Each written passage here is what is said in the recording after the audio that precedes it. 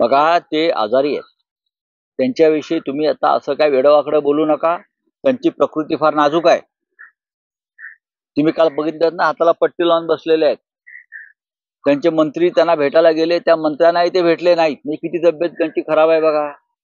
अशा नाजूक प्रकृतीच्या माणसाला तुम्ही असं डिस्टर्ब करू नका. 5 तारखेला ते येत आहेत का शपथविधीला, की एअर ॲम्ब्युलन्स मधून त्यांना यावं लागेल, अशा चिंतेमध्ये अनेक लोक आहेत. त्यांच्याकडे काल डॉक्टर गेले होते असं मी वृत्तपत्रामध्ये वाचलं. त्यांना डॉक्टराची गरज आहे का मांत्रिकाची गरज आहे? हा मांत्रिक अमित शहा पाठवतात की नरेंद्र मोदीजी पाठवतायत त्यांना बरं करण्यासाठी?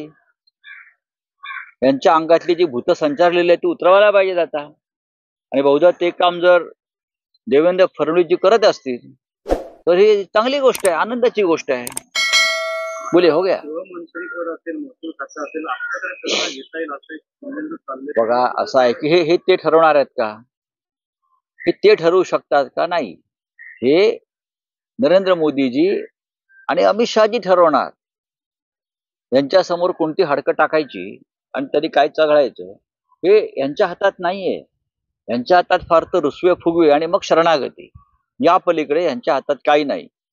3 वर्षापूर्वी आम्ही जो निर्णय उद्धव ठाकरे साहेबांनी घेतला होता तो याच स्वाभिमानाच्या रक्षणासाठी घेतला होता की आम्ही स्वाभिमानी आहोत. आम्ही तुमच्या दारामध्ये शेपूट हलवत उभे राहणार नाही.